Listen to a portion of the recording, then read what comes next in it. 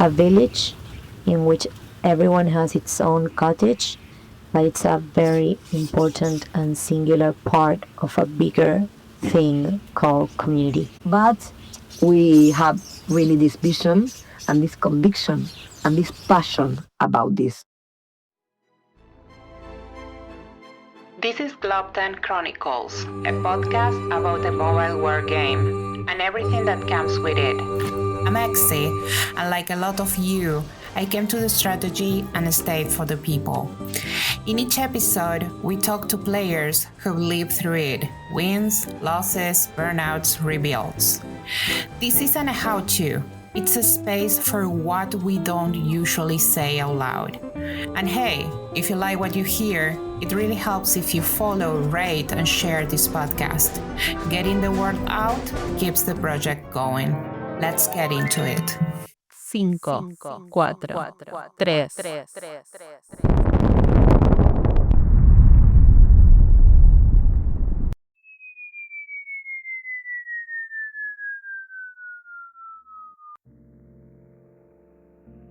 In Globe10 Chronicles so far, we started with the heart of it all. Why we stay.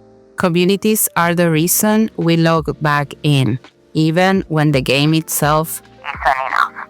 Then, in episode 2, we went deeper into what makes those communities work, teamwork, and the difference between just being a player and actually being a good one.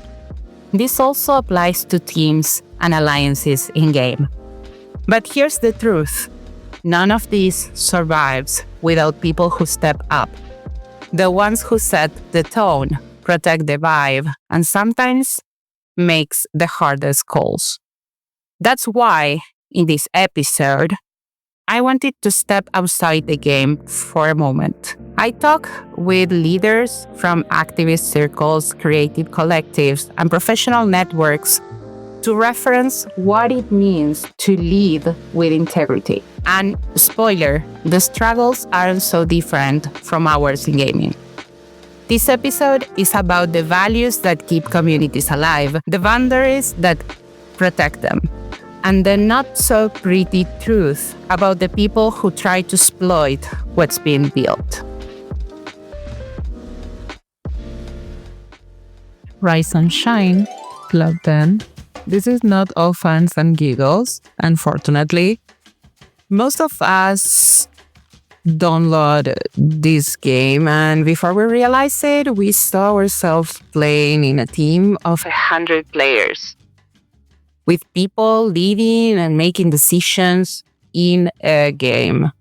This is not new, right? We see games with this structure all the time. Soccer, football, handball, and a lot of other sports games, and also professional gaming. But hey, nobody told you, or your Air Force, or Air 5 in-game, that they were going to be carrying the decisions for a whole team and everything that will come with it next.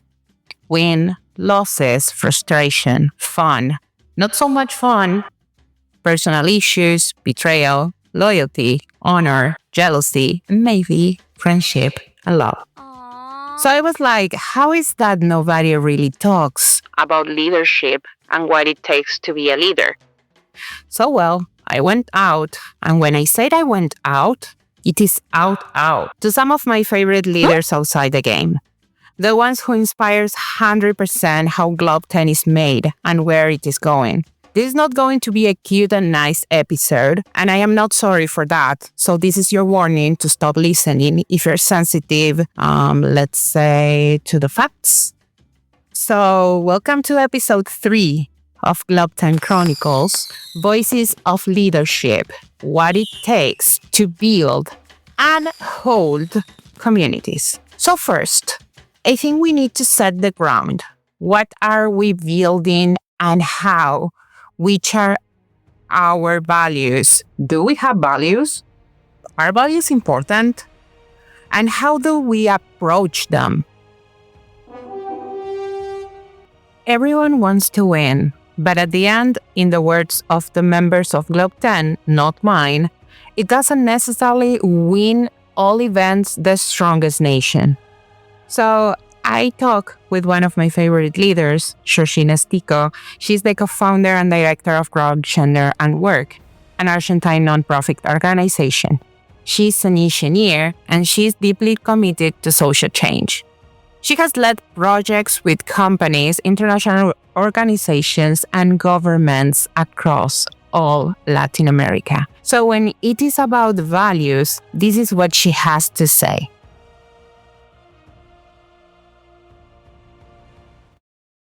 For us, equity is at the center, but there's another key value that's just as important, speaking to those who don't know it yet. That means we always approach conversation with humility. No one in our community pretends to know it all. We are constantly learning, and we try to share our knowledge in a way that is accessible and not intimidating. Equity and humility, those two together, are really what sustain the community. I should finish this episode here. I respect so much people that have the capacity to say a lot in very few minutes. And of course, to be very clear, right? The core value is care. Everything we do is about creating a space where women feel seen, respected, and supported. From there, all the conversations and connections can grow. Victoria Viola is my podcast mom, if I have to define her. She was the one that I mentioned in episode 1 that was always saying, just do it, do it, do it. She was that person, and she still is that person for me. This podcast wouldn't exist without her. She is a communicator, a cultural analyst, and a podcast host, of course, also from here, from Argentina. She leads 3 top-ranking podcasts, Comadre, Crisis del Amor, and Filosa y Jugosa. I really wish you knew these 2 last words. We will discuss them in the server. She is passionate about exploring how communities are built. Nico Abratte, who is one of my favorite people in politics and activism, who I had the huge honor to walk next year for a few months. And I respect so much and learn a lot from him. It's what we call here in Argentina a militante for LGBTIQ plus rights, which you could say is similar to an activist. He is part of El Frente del Orgullo San Isidro, an organization of queer people defending their rights to exist. And he's the director of programs for sexual diversity of Buenos Aires province, where we live. He didn't want to talk, but he sent me a very organized document with his answers, which I will read regarding values and what is the ground in his communities. Sorry, it's not that he doesn't want to speak, it's that his English is not that good. So he said that he thinks the core value for him is life, in every sense of the word. From the most basic, like not wanting to be killed or kill yourself just for being who you are, for feeling the way you feel, for expressing yourself the way you do, for naming yourself as you do, or for loving who you love. But also in the sense of seeking a livable life, where no one has to live in a closet, no one is pushed into living with shame, where no one has to fear bullying, violence, insults, institutional abuse, or rejection because of their identity. That's what I believe, what he believes, is at the root of the struggle, having the chance to live a full life. Interesting. So I know that you may be thinking, What the fuck, Exy? what does this has to do with the game? Well, maybe you're decent and you're not thinking that, but I have been asked that a lot of times in this game. Let me tell you something. I have good And bad news for you. You're always the same person. You can disassociate yourself from who you are, unless you have a specific condition. So then, yes. So the same person who is at work being fact by his boss is the same one who will log into the game for Polar because your team decided to do it when you were at work. So it matters, and it is important how you treat people in game, how you are treated in game, but most importantly, how your leaders set the tone for your team. That will determine everything. And of course, our Chaos Queen has a thing or two to say too. I think as a leader for my alliance, what I want to build on is trust and fun, right? It's a game. You want to have fun. You want them to trust you, because if they don't trust you, they don't want to listen to you. And if you're not having fun, everything's going to go downhill. And so everything I feel is kind of based on that. And as a leader, you just, it's your responsibility to kind of keep that energy going in your alliance so people want to show up. Because the more they show up, the more possibility of success, especially for us competitive people, the more excited it's going to be. Snowball of energy and positivity, right? So I think that's the first thing. I think that's the base of it. And then, there's just so much more that goes on top of it. But I think for me, that's a big part, is just make it fun, stay engaged with everybody, and just be there. But what happens when someone wants to take advantage of your space? How do you handle it, and how do you do it? This is what Nico has to say.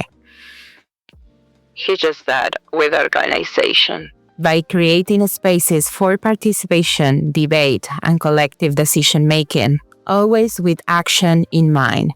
He believes he can only protect his community if they have a method that gives everyone a voice, that allows debate, but with enough structure to keep it productive, so we can define our goals, or their goals, and strategies by consensus or majority. In his space, he always makes time for analysis, exchanging idea, respectful listening, and moving towards concrete action. In that way, they're all clear of their shared goals and the best strategies to reach them. He really believes in a politics of care, taking responsibility for one another and making sure that care show up in their daily practices. He also thinks commitment, consistency, and self-management are the key to keeping their goals, their representation, and their safe space alive, while pushing back against anyone trying to impose, dominate, exploit, not explode. It could be explode also, or break it. And Georgie has something to say about this too. It's tricky because when you open a space, you have to accept that sometimes people may come in with their own intentions, looking only for personal gain. But we have learned that protecting the community doesn't mean closing doors. It means setting the clear limits. We are transparent about our values and about what we expect from anyone who joins. If someone's actions don't align, we prefer to set those boundaries earlier so the integrity of the space is not compromised. I completely understand if you're asking yourself a question as a leader or as a member of a team after listening to all of this. I get it. I have been asking myself a lot of questions for forever. Vicky has something really cool to say about this. We set very clear boundaries, and I think we have a very strong branding and a very clear message. So usually people that aren't aligned with our system of beliefs, they don't want to be part of the community. I think that there's a barrier there, like a natural barrier. I would teach them that our community is a safe space where we don't judge, we listen, we think out loud, and we debate. And well, this is the space where we trust and we interact with colleagues. That's what it means to be a community, right? A place where you can ask without fear of being judged, knowing that the other person's intention is to collaborate, to contribute, and to grow as a team, to grow all together because no one has all the answers. And because nobody has that magic recipe to solve all the problems, we are not an oracle. We are a network. Well, that was Rocío. How can I ever begin to explain who Rocío is? Probably can't, but everything you need to know is that there couldn't be Globe10 without her. I will repeat, there couldn't be Globe10 without her. No one of you in Globe10 really knows Rocío Restaino, but Globe10 values are inspired by the community she created, that I very much respect and I am a part of, but I will let her talk about it. Mujeres en Publicidad in Spanish, Woman in Advertising in English, is a professional network, and that really sets the course of our values. It's all about respect for other people's ideas, even, or mostly, when they don't fully agree with our ideas. Because our tone and our approach come from sharing with colleagues, we are all professionals in this network, with experience, with long careers, we are all in the same space and in the same flow of conversation. We take for granted that on the other side of the screen or in the other side of the conversation, there are opinions based on information and solid reasoning.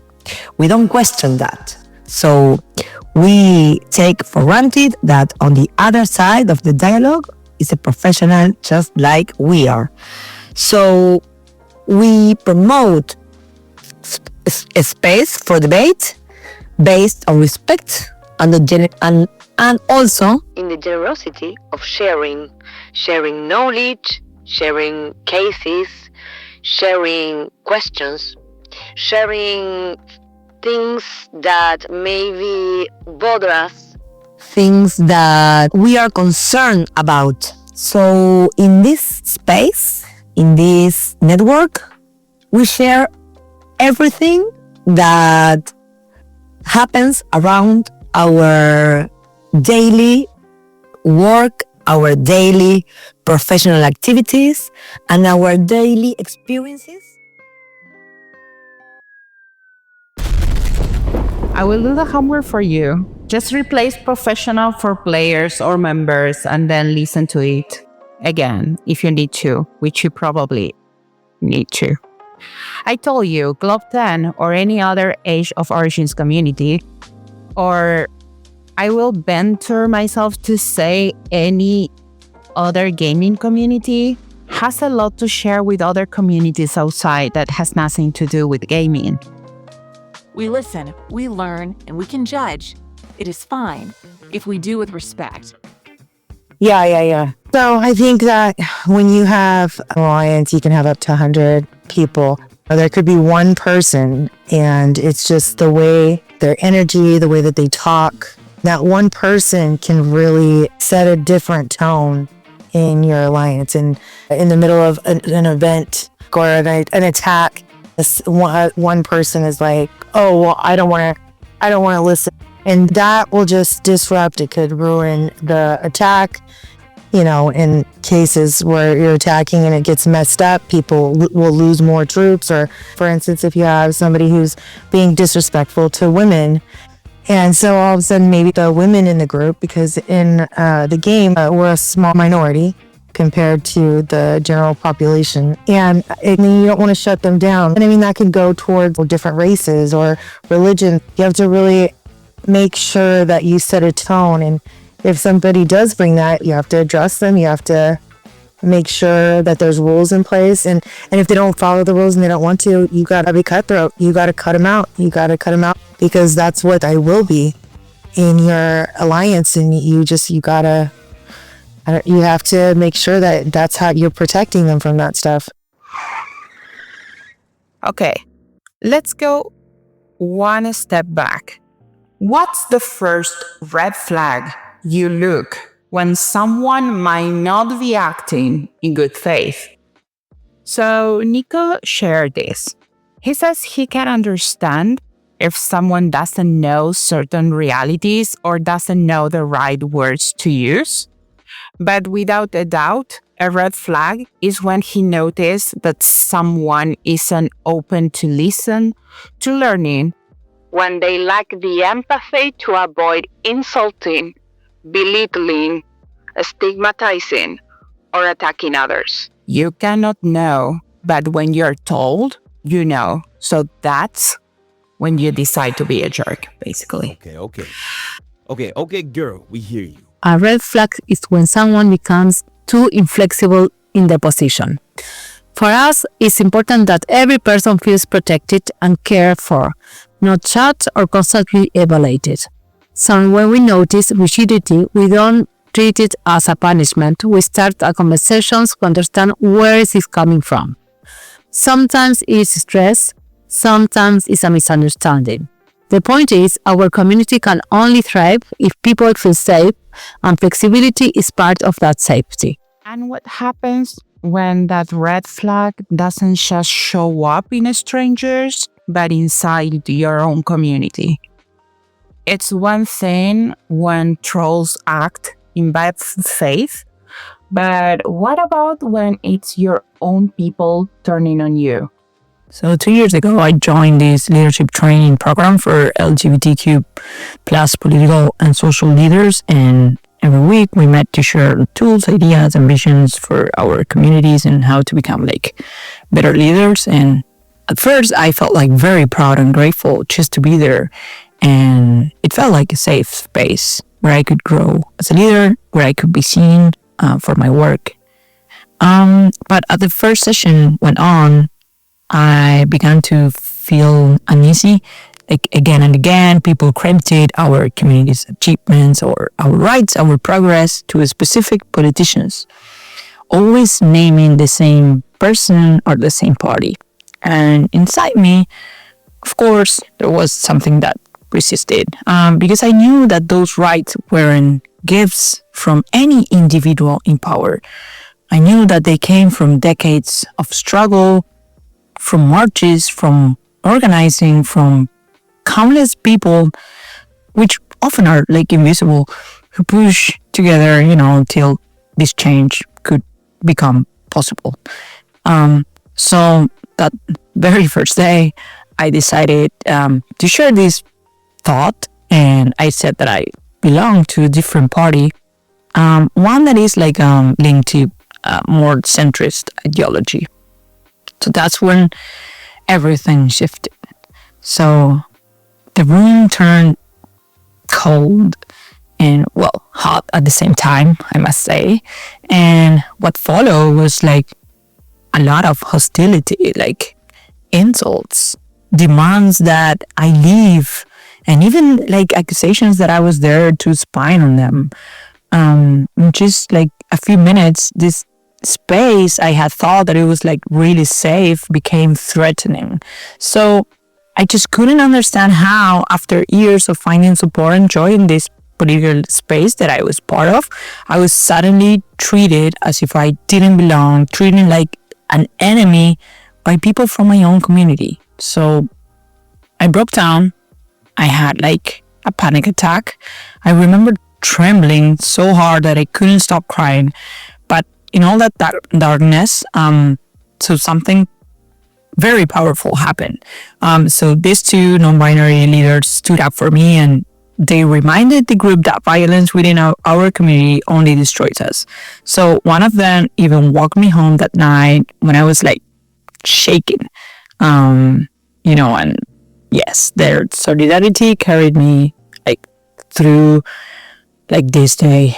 And for days, I debated whether to return because there were like 6 more sessions after this one. So I was in fear. So in the end, I went back, but not because it was easy for me. That was like very hard, but because I knew who I was. I knew my values. I knew the people I represented, I knew my work. So, of course, it wasn't simple.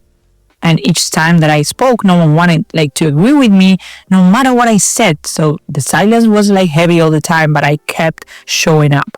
I stayed true to myself. And I think that what sustained me the most was my network, my friends, my colleagues, the people who reminded me that I wasn't alone. So looking back now, I see this deeper lesson. Communities are strongest when they make space for complexity. So we cannot reduce each other to a party label, to one ideology, to one identity, because exclusion within, a marginalized community, like the LGBTQ plus community, doesn't hurt the individual, it just weakens all of us. And if we turn on each other whenever we disagree, so kind of what I want to say is that my invitation is that let's just imagine communities where disagreement is not a threat, but just a chance to grow. So where respect isn't conditional on full alignment, but unconditional because we see each other's humanity, and where we can hold tension without breaking. So this story still carries a lot of pain for me, but it also carries hope. So I learned that courage is not only about speaking truth to power, but it's also about staying present in rooms that don't welcome you. And I learned that the real work of community is not only celebrating victories, but also learning how to hold each other through our difference. And that is the kind of leadership that I want to practice. And that is the kind of community I believe we can build. That was dark, but also enlightening. I guess we are learning that leaders has a lot of them their plate too. Of course, not everything is bad. That is why this whole podcast is a reminder that we are here to have fun. But we can be delusional and ignore that things happen and they hurt people. Yes, that is another bad news I have to you. You can get hurt online, and there's nothing you can do about that. To prevent it, right? If you're a leader, you can prevent that. If you are a member, you are probably going to get hurt. Or maybe you can rage quit your alliance, or the server, or do something stupid because you got mad. But there are a lot of very amazing things happening too. Let's hear a few stories. It's always very touching when a mother says she thought she was crazy until she heard our podcast. And then she understood that what was happening to her happened to all mothers. So I think making people feel less alone and more heard is something that makes me connect to my purpose. The moments that inspire me the most are when someone who wasn't close to our topics came back to tell us, now I see something I didn't see before. Like the older man who joined one of our workshops simply because he wanted to learn, or the woman who told us her manager came to apologize after one of our microaggression trainings because he has realized he hadn't supported her enough. Or when a company decides to hire someone they wouldn't have considered before. Those stories remind us that what we do creates real change in people's lives and in organizations. So this is intense, but there's a lot of goodness happening, which is amazing because we all want to be relaxed and calm at the end of the day. It doesn't matter if you're part of a community just because you're struggling or just because you share interest just for entertainment. We all just to, be in peace. So Nico shared with us that there are so many stories he could mention. What they do has collective structural impacts, but it also deeply affects individuals. If he goes from big to small, he can think of how thanks to their organizing and strategy, they, the LGBTQ community, won laws that guarantee vital rights, like access to formal employment for people who had always been excluded just for their identity, and a lot more. And yes, it just takes to Google how much we achieve as a big community in my beautiful country. Because we're just organized and we don't shut up. Nico says that every time he sees how their actions directly improve people's health, help them access vital rights, develop their life projects, and even live happier, because sometimes all we need is to find a space where we are surrounded by peers.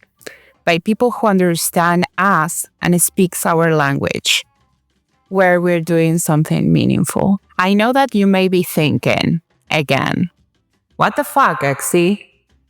Really? Yes. You can do a few tweaks to this last story especially, and do something with all the complaint on all the latest updates in the game. Blink, blink. And yes, we're getting to the end. But I just wanted to share what it takes to sustain a community. Like for real.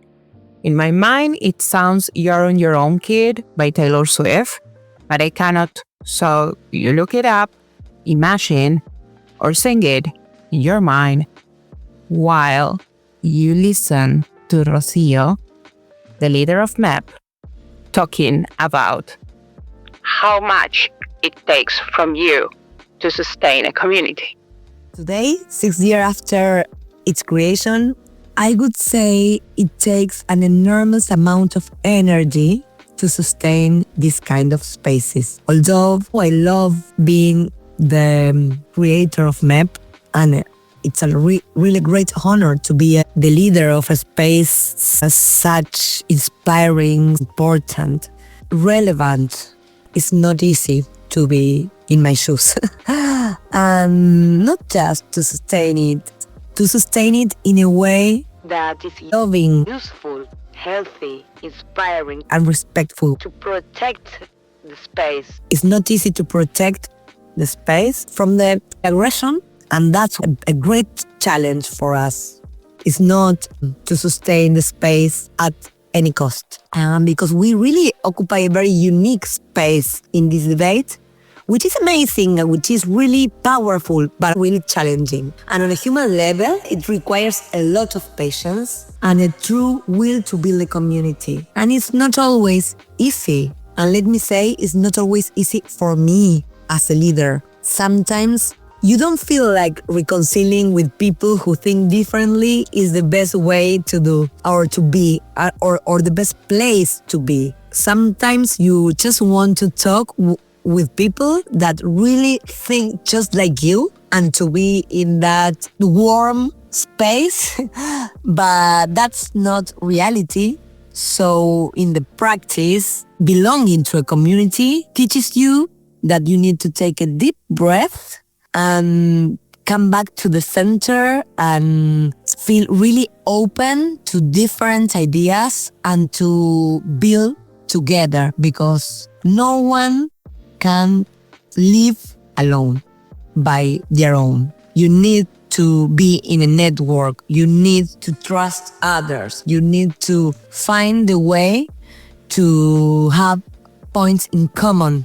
You need to be very resilient and to be very tender with otherness and also with yourself. For me personally, more now than a couple of years ago, it's really demanding to be the living voice. I'm the engine.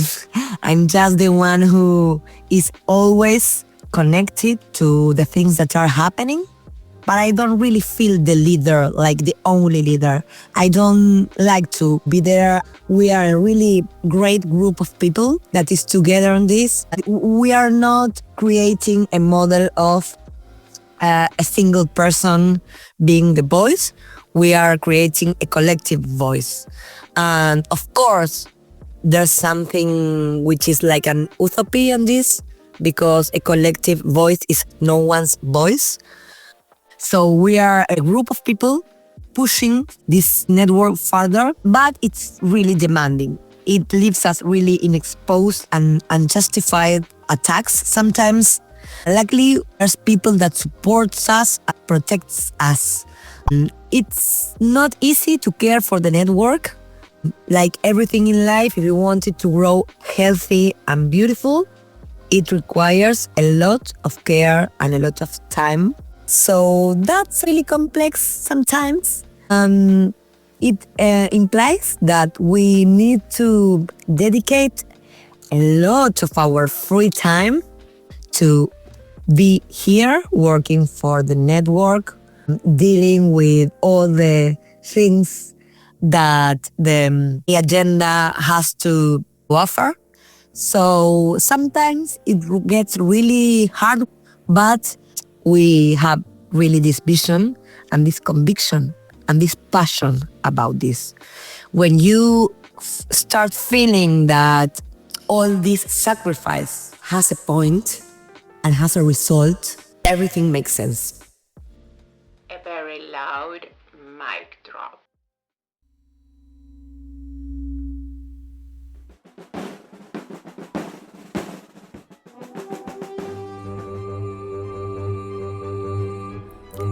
That's all for today's chapter of Globe10 Chronicles.